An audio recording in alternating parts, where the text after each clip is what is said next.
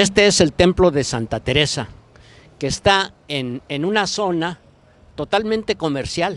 Pocos son las comunidades, dijéramos, que hacen vivencia aquí, reverendo padre Tomás de Híjar.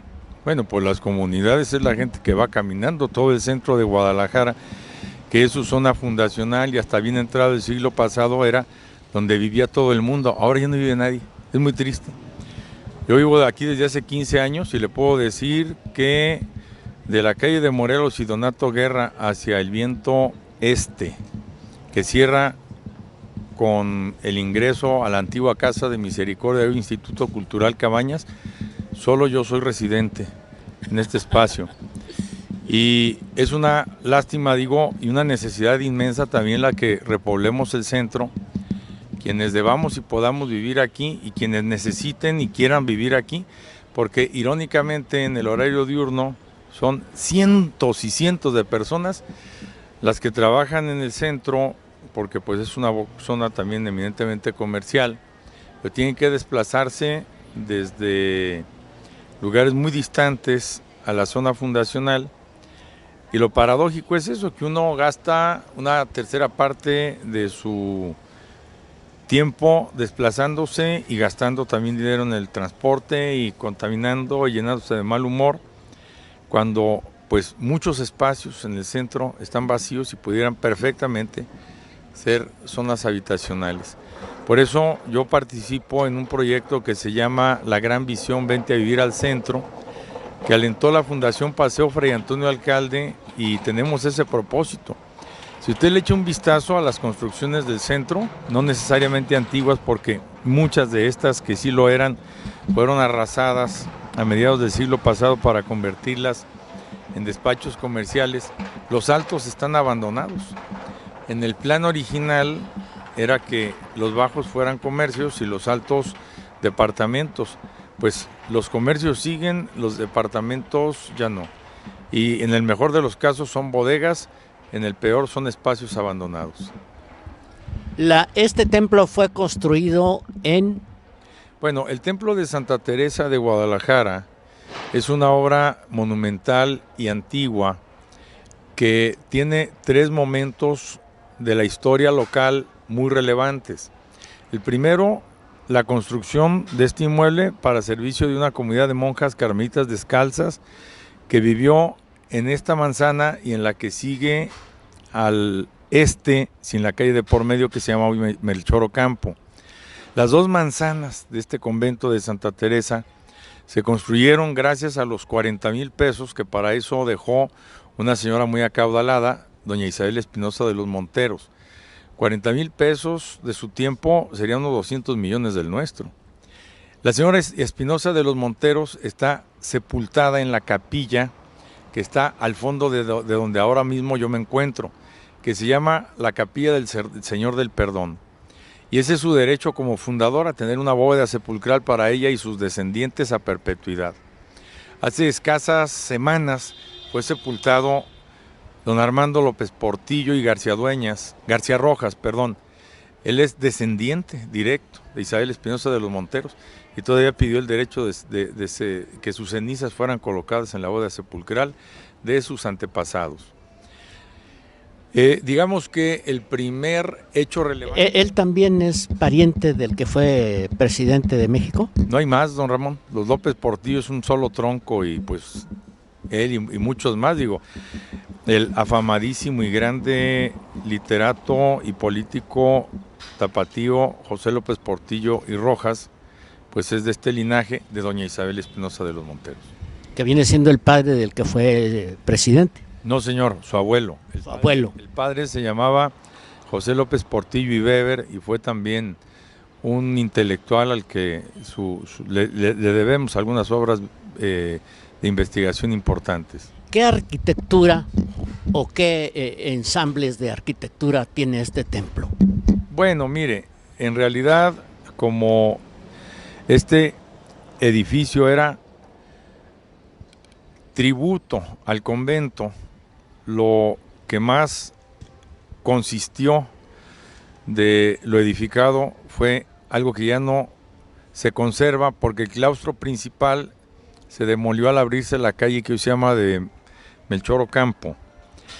Y pues lo que nos quedó fue el claustro secundario, que ahora es un salón de eventos y también un centro cultural a ratos, gracias a la disposición que para eso tuvo su actual propietaria, la señora Rebeca Padilla Jiménez. Y el templo está al servicio del culto público desde que se exclaustró a las monjas en 1861 a cargo de la Arquidiócesis de Guadalajara. Las monjas pudieron regresar luego y se fueron de manera definitiva en 1977, ya no porque las echara alguien, sino porque se quisieron mudar a un ámbito menos ruidoso que el del centro y se cambiaron a la colonia Monraz. Y lo que nos dejaron pues al clero de Guadalajara y ahora a la comunidad que tiene a su disposición este recinto es un inmueble que corre en su única nave dividido en 5 tramos, que tiene bóvedas de crucería al modo gótico, que tiene 2 ingresos laterales como era la usanza en los conventos femeninos que ven al norte, uno, el que está hacia el lado oriente, tiene como adorno en su remate, es un arco, el ingreso es un arco de medio punto con pilastra de fuste tablerado y acanalado y capitel corintio, y tiene un arco de medio punto y encima del cornizamiento de ese arco un adorno que representa el corazón asaeteado de Santa Teresa entre lazos. Los lazos, un elemento muy del gusto barroco de ese tiempo porque evocan el movimiento. La puerta que sigue, que aunque ve al norte, digo, que está hacia el viento oeste, tiene una representación del escudo de la Orden del Carmen, que es el Monte Carmelo coronado con una cruz. El Monte Carmelo, sí, también está representado en el remate de la reja de hierro forjado del atrio. Pero decía, el Monte Carmelo tiene en la Palestina un carácter emblemático muy grande, es un promontorio, pero también es una sucesión de montañas que ahora se asoman al puerto de Haifa y que sirvió de refugio al profeta Elías huyendo de una persecución religiosa. Y ahora, gracias a al establecimiento de la religión Bahá'í, es uno de los jardines más hermosos del mundo. Bahá'í es una de las ramas del Islam y allí estableció una terraza que tiene algo así como 50 niveles y cada uno dedicado a uno de los jardines que representan las plantas de algún lugar del mundo. El Carmelo, digo, fue una comunidad de ermitaños que en el siglo XII tuvieron que emigrar a Europa cuando los musulmanes recuperaron el control de la Palestina, que la habían tenido los cruzados hasta antes de esa centuria, y consiguieron pues extenderse por ese viejo mundo gracias a San Simón Stock.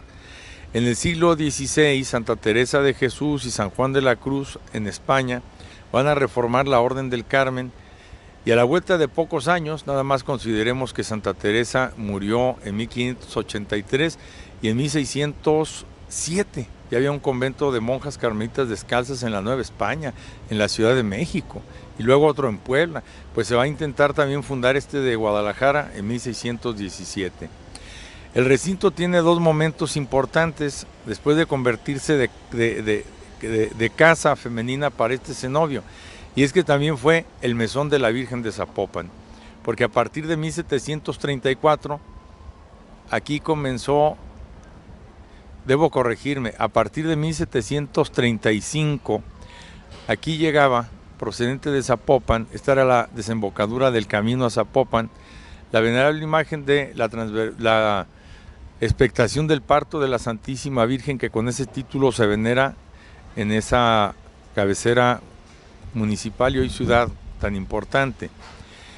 Y entonces el pueblo le apodó el mesón de la Virgen al convento de Santa Teresa porque La imagen, una vez que llegaba, se les entregaba a las religiosas para que le cambiaran de atuendo y la alinearan, y es con un vestido que le confeccionaban nuevo cada año, pues permitían que saliera con esos arreos a la procesión a la catedral, que comenzaba el día de San Antonio 13 de junio, a partir de la fecha que ya mencioné, o ya en términos operativos de 1736.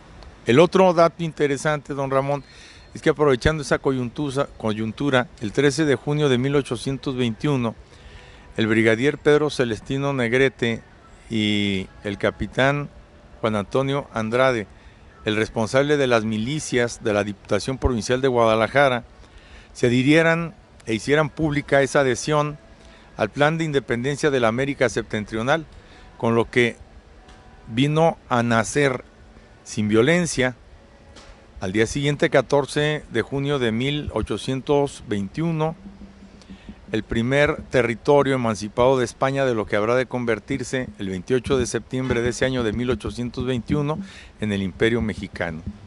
Y también, como una consecuencia de eso, hace poco menos de 200 años, se van a cumplir el 21 de junio, pues nació el Estado Libre y Soberano de Jalisco, al tiempo que a los pies de la imagen de la Virgen de Zapopan, que poco antes había salido de este templo y ahora estaba en la catedral, se dé gracias porque la Diputación Provincial se va a llamar en lo de adelante Estado Libre y Soberano de Jalisco, y va a ser suyo el régimen de gobierno federal republicano.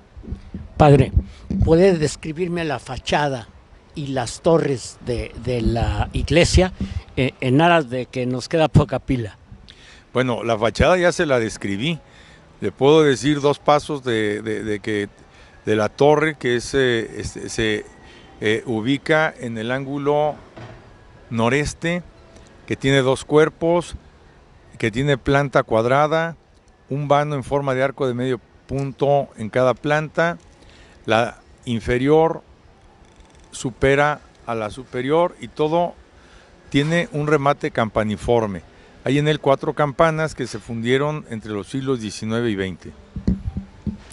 Muy bien, pues muy interesante y muy erudita la explicación del reverendo padre Tomás de Híjar. En este Sábado Santo, ¿cuál es la conducta que deben tener los tapatíos y los católicos en general? Este es el día en que está muerto el Señor en el sepulcro. Bueno, es el día en que permanece su cuerpo mortal bajo esa condición, pero ciertamente nuestro Señor Jesucristo no muere como Dios, muere su humanidad, y lo que vamos a esperar atentamente la noche o la madrugada de el Sábado Santo y del Domingo de Resurrección es justamente su victoria sobre la muerte.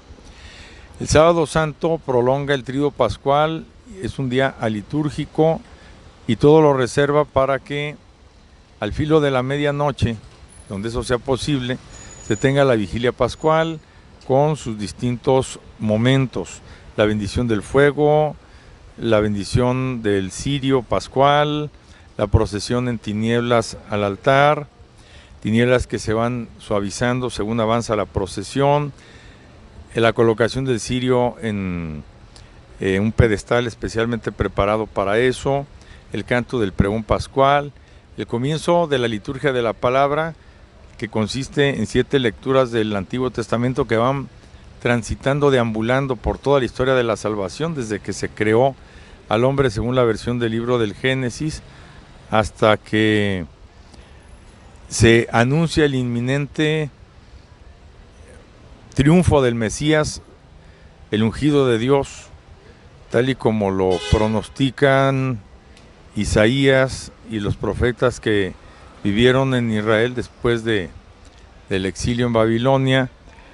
Y pues lo que se anuncia con un solemne repique de campanas, se encienden las luces del templo, se entona el Gloria, y San Pablo nos cuenta ya en la segunda lectura, para dejarle al Evangelio pues que nos refiere a este relato de la resurrección del Señor. Viene luego la bendición del agua lustral, si hay bautismos, se administra el sacramento a los neófitos. Si no los hay, o aun cuando los haya, se asperge con el agua bendita a la asamblea y continúa ya la liturgia de la Eucaristía de forma solemne, que se enfatiza con el canto del Aleluya. En el templo de Santa Teresa los invito cordialmente a los que puedan y gusten. La vigilia pascual será a las 8 de la noche. Y el templo se ubica en Morelos 525 entre Ocampo y Donato Guerra. Muy bien, pues padre, muchísimas gracias por esta clase de historia y que ha sido muy benéfica para todos. Deseo que así sea, gracias a usted. Vamos a escuchar una parte musical con el maestro Ernesto García Preciado. Café La Flor de Córdoba nació el 12 de diciembre de 1938, enfrente del Mercado Corona, siendo desde entonces el preferido de los tapatíos. Hoy en día, más de 100 franquicias en zona metropolitana y ciudades vecinas. Café, café purísimo, café La Flor de Córdoba, purísimo café, La Flor de Córdoba. Del tostador a su taza. Café La Flor de Córdoba, un café para crear. La Chata Terranova, donde el confort y el buen sabor se dan la mano. La cocina en los más altos estándares de higiene. Los platillos con nuestro sazón único e inimitable. Y la atención personalizada. Los esperamos en Terranova 405, a 3 cuadras de Avenida México. Club de Golf Valle Imperial, campo de 9 hoyos con plataforma de prácticas, gimnasio con instructores certificados, canchas con clínicas de tenis y fútbol, pista de tartán, alberca recreativa, salón de clases, espacios para eventos y todos los servicios. Abierto al público, llame al 33 36 24 16 75, extensión 110. Y para completar, está aquí el maestro Ernesto García Preciado. Buenos días, maestro, ¿cómo está? Muy bien, gracias a Dios, y pues un gusto de estar nuevamente con ustedes en este programa de Supermesa. Cada año tenemos esta cita. Sí, en este Sábado Santo en el que tan significativo para nuestra fe, con mucho gusto estamos colaborando con ustedes. Las características generales de este órgano, maestro. Bueno, es un órgano tubular. Este órgano o ese instrumento musical, su sonido es puro, no tiene nada de sonidos sintéticos. Lo único que la electricidad que se necesita es para tener energía para encender la turbina que genera el aire para llenar los fuelles del órgano, y estos a su vez pues hacen su función con el sistema eléctrico del propio órgano. Es un órgano alemán. ¿Cuándo llegó a Guadalajara? Este es un órgano alemán de la fábrica Walker. Aquí tiene una placa en la que dice es el Opus 3636, construido en el año de 1956. Tengo entendido que aquí llegó a principios de los 60, creo que en el 62, y el organista que lo estrenó fue el maestro Javier Hernández Vázquez, recientemente fallecido en el mes de febrero. Él fue maestro de la Escuela de Música Sacra y de la Universidad de Guadalajara, de la cual en un periodo fue director. Él fue el que inauguró este órgano a principios de los años 60. ¿Cuáles son las características más relevantes de este órgano? ¿Cuántos hay de estos en la ciudad, en el país? Bueno, en la ciudad concretamente habrá unos 15, pero funcionando al 100% o casi al 100%. Unos 8, ¿verdad? Este de Santa Teresa sí está funcionando al 100% gracias al mantenimiento constante que tenemos cuidado en hacerlo con el maestro organero Miguel Arcángel Sandoval. Él es el que da el mantenimiento de los órganos tubulares de toda la ciudad prácticamente, de Catedral, Expiatorio, el Carmen, bueno, todos los tubulares. Y aquí siempre lo tenemos. Pasa algo, enseguida le hablamos y está al 100% este órgano de Santa Teresa. ¿Cuáles son las características en cuanto a sonoridad y posibilidades de... Bien, es un órgano de 2 manuales y pedalero. Realmente son 3 teclados. El pedalero es un teclado extra que se toca con las extremidades inferiores, los pies, ¿verdad? Tenemos no es un órgano muy grande, son 1, 2, 3, 4, 5, 6, 7, 8, 9, 10, 12 registros nada más. ¿Qué quiere decir esto? Un órgano se mide en su magnitud en cuanto a los registros que contiene. Este tiene 12. Vamos a compararlo con el de Catedral, aquí de Guadalajara. El de Catedral tiene cerca de 80 registros. O sea, es 5 veces más grande. Sin embargo, pues los órganos cuando se proyectan para cierto lugar, se estudia dónde va a estar, para ver qué características debe tener el órgano que se va a poner en el lugar que está requerido. Por ejemplo, aquí en Santa Teresa, este órgano suena, si ponemos un sonido muy sutil o el tutti, pues es impresionante. Ya lo van a escuchar en las obras que se interpreten. Muy bien, pues vamos a empezar nuestro programa con el preludio en do menor de Juan Sebastián Bach. ¿Y qué me dice de esta obra? ¿Por qué la escogió para este Sábado Santo? Bueno, cuando el Señor está muerto. Sí, en principio inicia con un solo de pedal y casi como que da a proyectar las trompetas del Apocalipsis, porque es un sonido con un registro fuerte, con trompeta y muchos registros, ¿verdad? Y es muy dramático, está en una tonalidad menor. Todas las tonalidades menores dan esa sensación de dramatismo. De dramatismo. Por ejemplo, la Sinfonía número 5 de Beethoven. Que es la clásica para definir. Así muy bien. Y si lo ponemos en un tono mayor, pues da otra sensación, ¿verdad? El do menor de hecho es la primera parte es preludio y fuga, pero solamente voy a interpretar el preludio por cuestiones de tiempo. Pero van a escuchar el dramatismo que proyecta Juan Sebastián Bach, que fue un genio musical y es un parteaguas en la música. Pues vamos a escuchar el genio de Juan Sebastián Bach interpretando el maestro Ernesto García Preciado. Sí, maestro. Si hago una aclaración, esta obra va a empezar con un solo de pedal, ¿sí?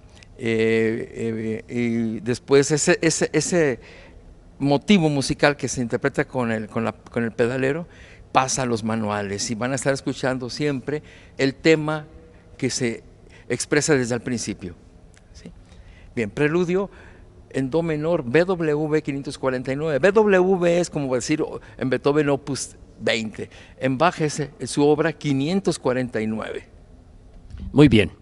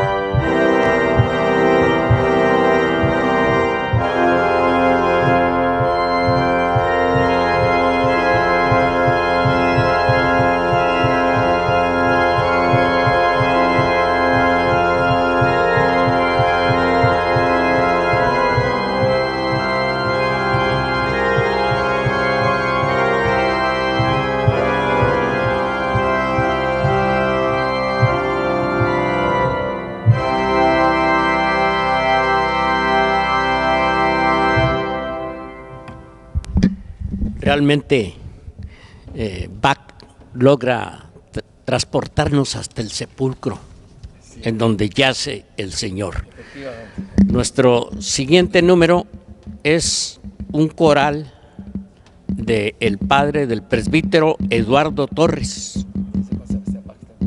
¿Mandé? Es de Juan Sebastián Bach. El coral es también de Juan Sebastián Bach. Tiene razón, estoy leyendo acá otra línea. Y se llama Oh Dios y Señor.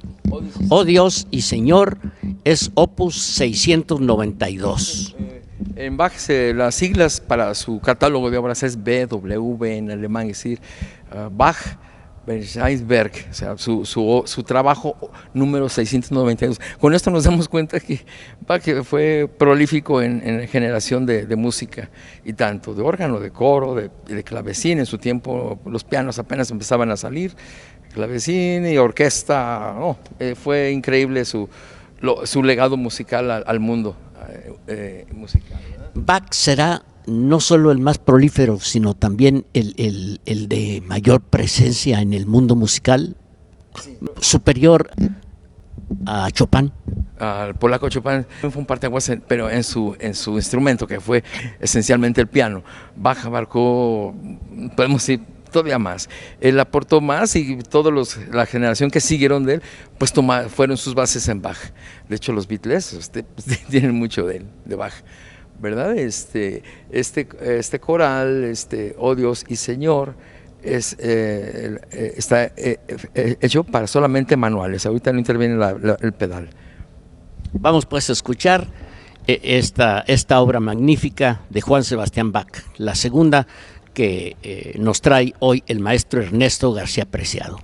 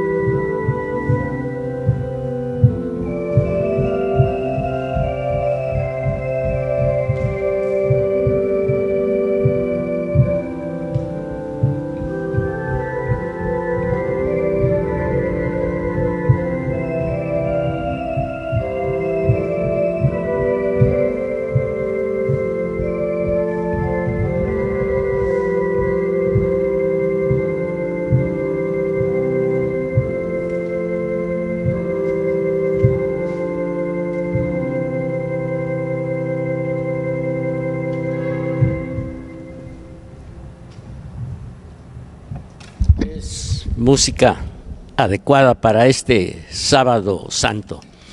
Muy meditativa, si se dieron cuenta, nos lleva a la meditación. Los corales siempre Bach los tomó de títulos de...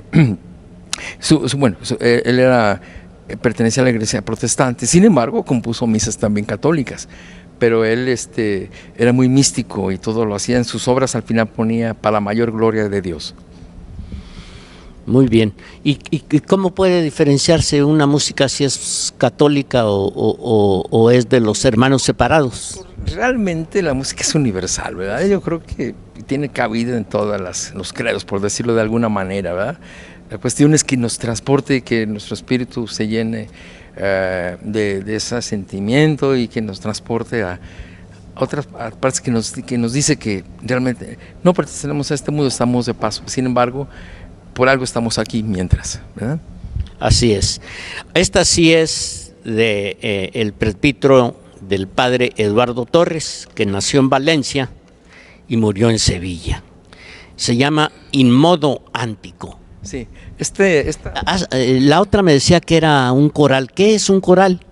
Bueno, un coral, pues, para coros. La misma palabra nos transporta a coros.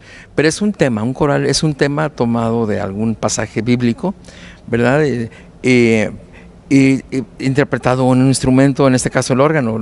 Realmente son partes a veces de cantatas o simplemente himnos, pero Bach los musicalizó para órgano. ¿Y cómo lo hizo? Pues aprovechando los recursos de un órgano, en un manual, hacer una registración más suave y en otro el tema que hace resaltar el motivo musical del coral. Pues la que sigue es In Modo Antico, del padre Eduardo Torres. De hecho, esta pieza fue compuesta en 1930, ya en pleno siglo XX. Y yo recuerdo de chico que se escuchaba mucho en las ceremonias religiosas, en bodas, con instrumentos orquestales. Y a mí me dejó muy marcado porque se me hacía muy, muy, muy interesante. Ahorita la van a escuchar. Y se usaba mucho en las bodas, en los años 50 por allá. ¿A la hora de entrar a los novios? No, digamos en el ofertorio o en la comunión. De hecho, tiene otro subtítulo que dice, todos decían, vamos a tocar el ofertorio de Torres. Bueno, con el tiempo ya me di cuenta que se llama In Modo Antico, el modo antiguo, del presbítero Eduardo Torres, que nació en 1872 y falleció en 1937. Esta obra la compuso 7 años antes de su muerte, en 1930. Vamos a escucharla con el maestro Ernesto García Preciado, aquí en el Templo de Santa Teresa, desde donde estamos transmitiendo este Sábado Santo.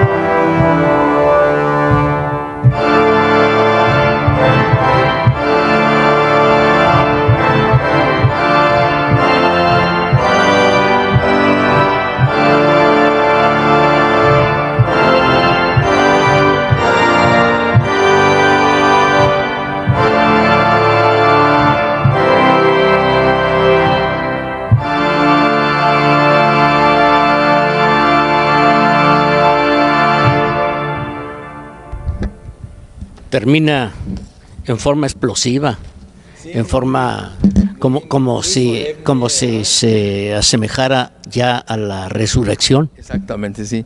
Esa es la impresión que, pues, la música transmite muchas cosas, en unas personas pero generalmente hay un hilo conductor que como nos va llevando a ciertas, pues, sensaciones que nos motivan y nos hacen pensar en muchas cosas. La música es mágica. Nosotros vamos a regresar con el padre Tomás de Híjar. Vamos a regresar con el padre Tomás de Híjar en este Sábado Santo que estamos llevando a ustedes desde el Templo de Santa Teresa, que está aquí en Morelos 525 y en este Sábado Santo de 2023. Pues aquí estamos.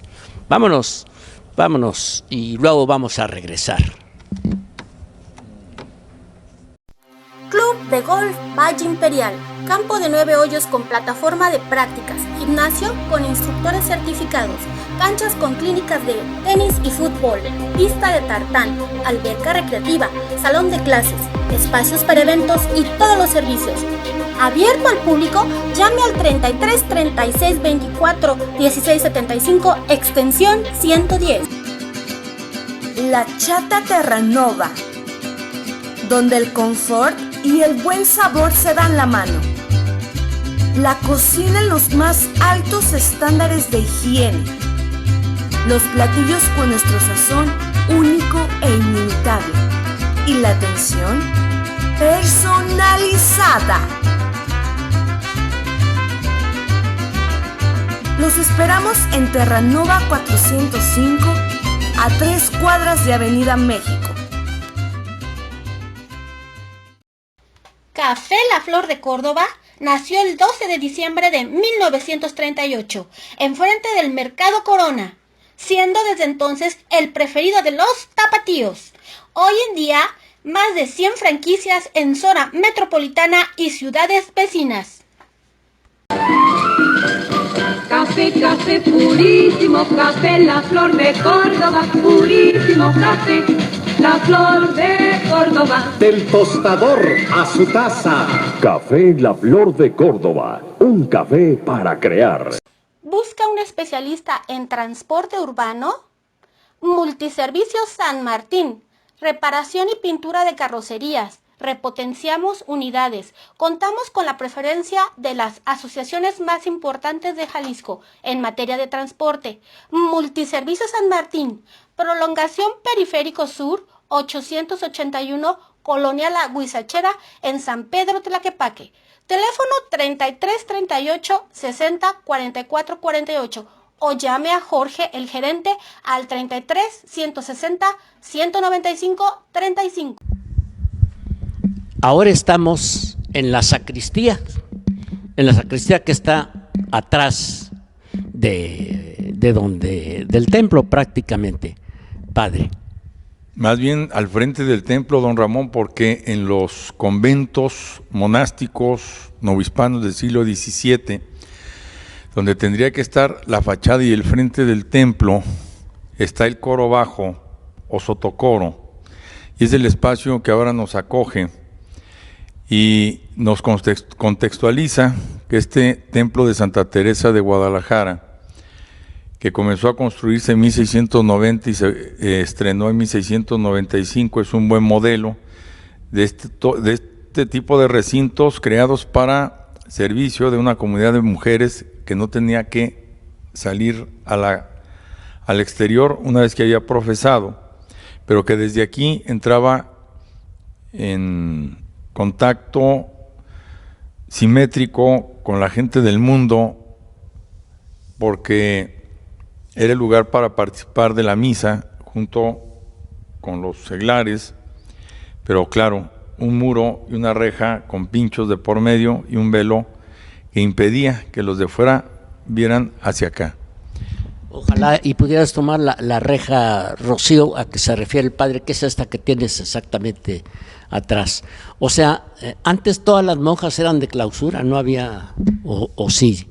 Bueno, de hecho, el término monja o monje alude a una comunidad que vive bajo la clausura papal, y las Carmelitas Descalzas de Santa Teresa en Guadalajara fueron una de las 5 comunidades de este tipo que hubo.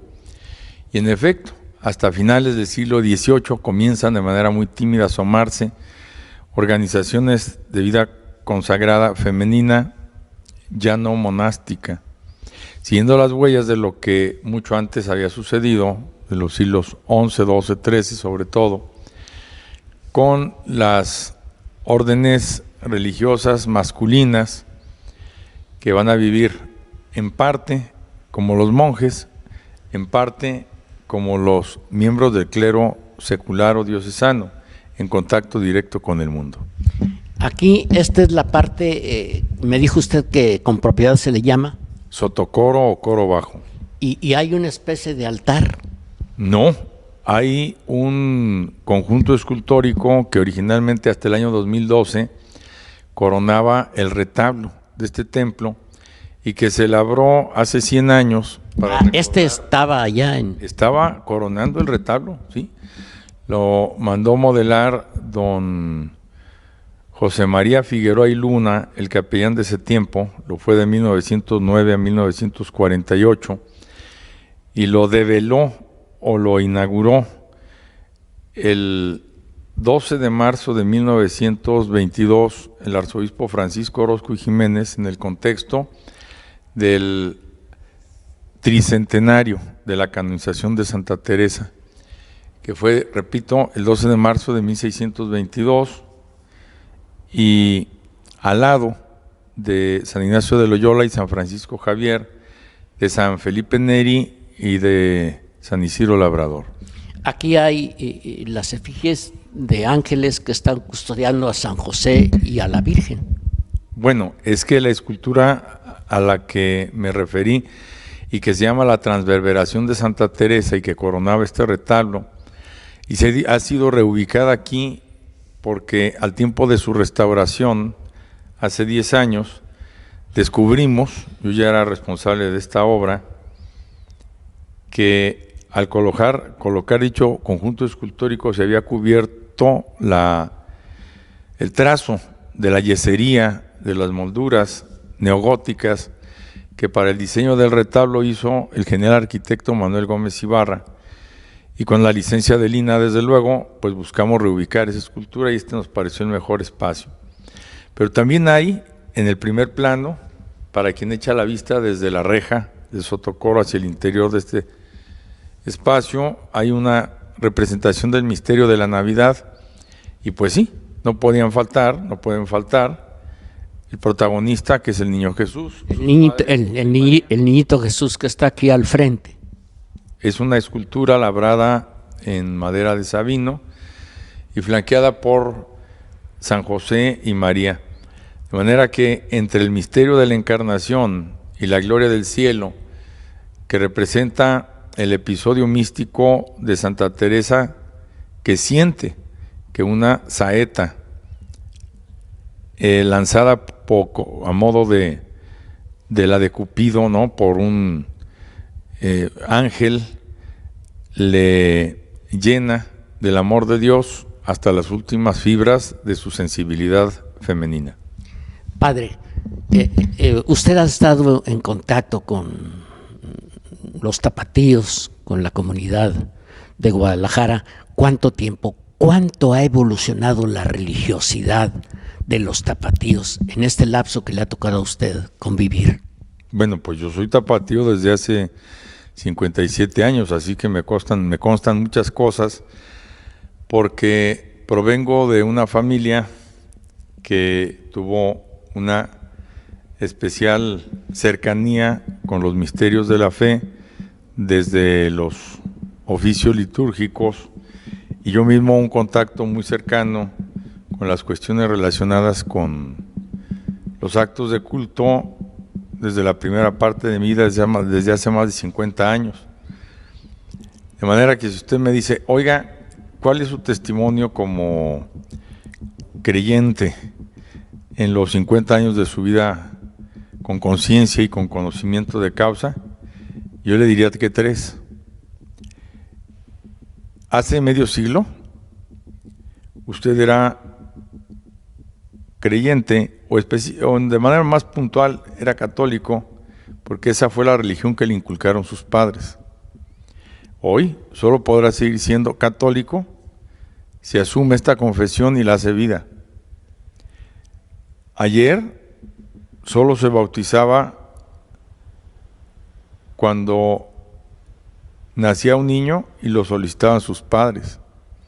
A cómo van las cosas hoy, para que alguien sea recibido en el bautismo, pues necesitará dar pruebas de que de veras ya tiene en síntesis y en sustancia el ADN del Evangelio. Ayer la religiosidad era por inercia, porque formaba parte del entorno social. Hoy es por convicción. Y entonces, bueno, nada nos obliga desde el punto de vista penal, pero todo nos corresponde desde el punto de vista de esta necesidad de tener un contacto más pleno y directo con Dios nuestro Señor. Y yo, desde el punto de vista del niño que usted era, después el seminarista y luego el padre, son tres visiones. Sí, pero un mismo fundamento que es el bautismo y el sacerdocio real de los bautizados y el sacerdocio ministerial que recibimos el día de la ordenación, en mi caso hace 25 años, los que fuimos ungidos por el sacramento del orden para servicio del pueblo sacerdotal.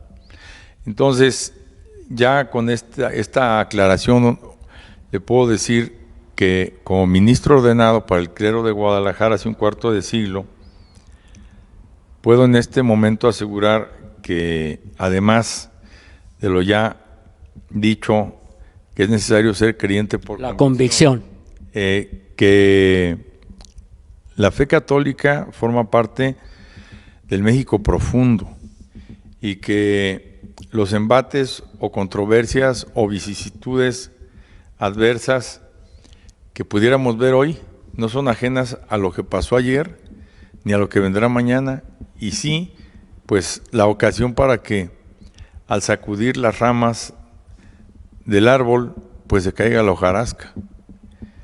Yo, haciendo cuentas optimistas, creo que la nuestra es una época donde solo el que no quiera, no sabe. Por un lado, y por otro, solo el que no quiera, no puede. Entonces, pues, que la ortopraxis pronto sea tan grande y tan fuerte como la oferta que ya tenemos de ortodoxia. Las estadísticas nos han venido diciendo a través de la historia que todas las religiones van perdiendo fieles. Tal vez el Islam sea la única que va ganándolos. Su Santidad Francisco habla de una iglesia en salida. ¿Qué es una iglesia en salida? Es la respuesta de la Iglesia Católica a estos tiempos de, pues no sé cómo usar la palabra. Habla de iglesia en salida, pero también habla de iglesia sinodal. La iglesia en salida es que no se quede uno guarecido al cobijo de zonas de confort, como pudiera ser esta sacristía respecto al templo de Santa Teresa. Y lo bueno que sería que el capellán no solo diera misa e hiciera oraciones en algunos momentos especiales, sino que también le diera su cara al mundo, y el mundo, por conducto de este señor, que ahora es el de la voz, pues se comunicara en la lengua del mundo sin dejar de ser lo que es, sin mengua de su identidad. Yo me esfuerzo ahora mismo por eso, y mi apostolado básico, luego del que tengo al cumplir mis obligaciones como capellán de este templo de Santa Teresa, su rector, pues es el magisterio, es la escritura y es la búsqueda de ámbitos y espacios donde se pueda echar el Evangelio y donde podamos también dejar una huella de nuestro paso en el tiempo. Nosotros vamos muchísimas gracias, padre. Vamos a concluir nuestro programa con una intervención musical más del maestro Ernesto García Preciado. Padre, muchísimas gracias, pues hasta el año que entra. Si Dios nos da licencia, don Ramón. Gracias. Muy agradecido. Para servirle. Café La Flor de Córdoba nació el 12 de diciembre de 1938, enfrente del Mercado Corona, siendo desde entonces el preferido de los tapatíos. Hoy en día, más de 100 franquicias en zona metropolitana y ciudades vecinas. Café, café purísimo, café, la flor de Córdoba, purísimo café, la flor de Córdoba. Del tostador a su taza. Café La Flor de Córdoba. Un café para crear. La Chata Terranova, donde el confort y el buen sabor se dan la mano. La cocina en los más altos estándares de higiene. Los platillos con nuestro sazón único e inimitable. Y la atención personalizada. Los esperamos en Terranova 405, a 3 cuadras de Avenida México. Club de Golf Valle Imperial, campo de 9 hoyos con plataforma de prácticas, gimnasio con instructores certificados, canchas con clínicas de tenis y fútbol, pista de tartán, alberca recreativa, salón de clases, espacios para eventos y todos los servicios. Abierto al público, llame al 33 36 24 16 75, extensión 110. Para concluir este programa, lo vamos a concluir con música adecuada. Ahora, un autor mexicano, maestro. Sí, se trata del maestro Jesús Parada Escobedo, que él nació en Ixtlán, Nayarit, y fallece en Guadalajara. Él nace en 1900 y muere en 1980, si me ayudas. Sí, 1984. 84. Él, cuando se viene aquí a Guadalajara muy joven, empezó a trabajar y fue hasta su muerte organista y cantor y formador de coros de niños en la parroquia de San Felipe de Jesús. Y de hecho él es padre del periodista Jesús Parada. Ah, con razón, veía yo un homónimo de Jesús.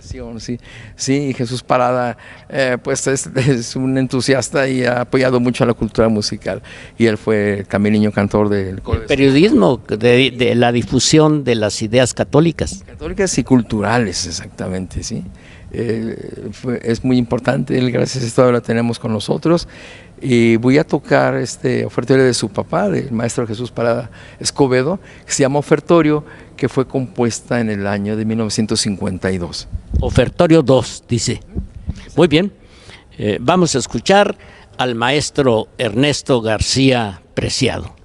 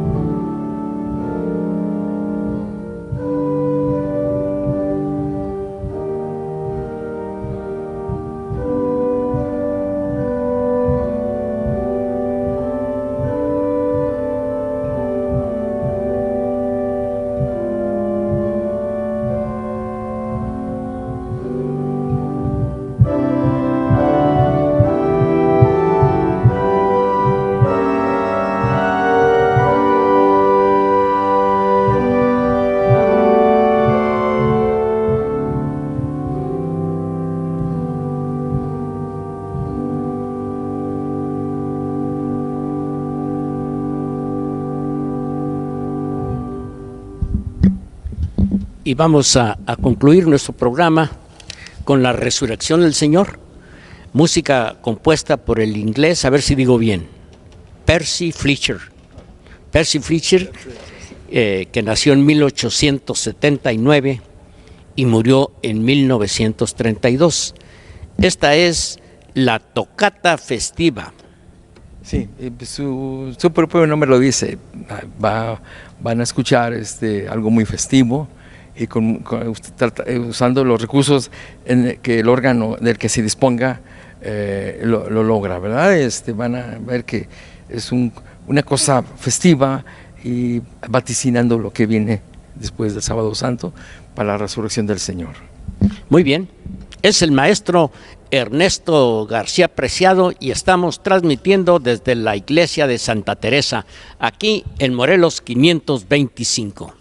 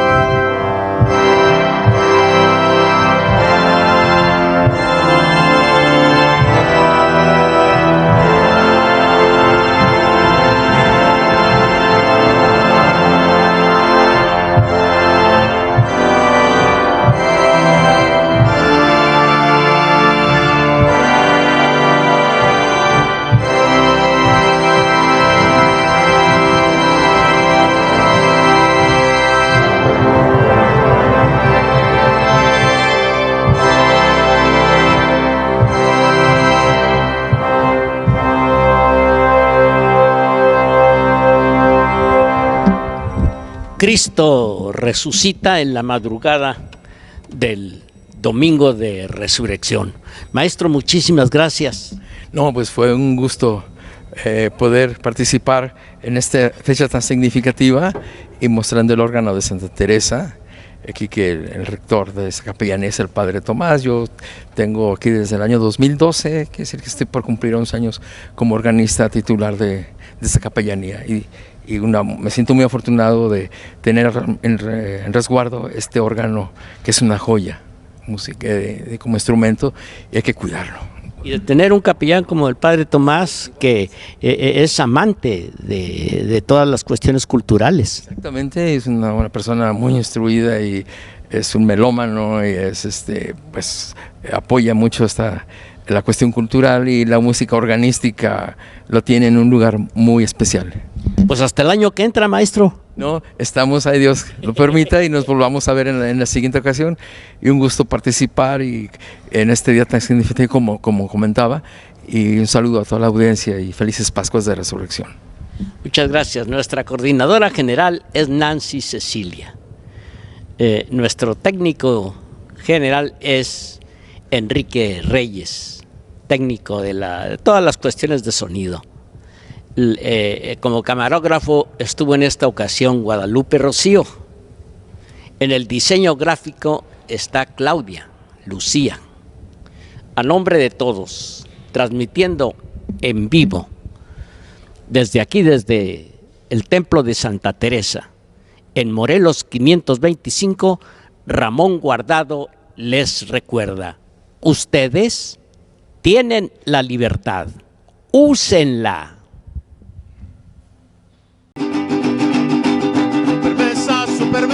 Supermesa, hay que escuchar. Supermesa tiene todo lo que podemos gozar. Canciones, entrevistas, opiniones.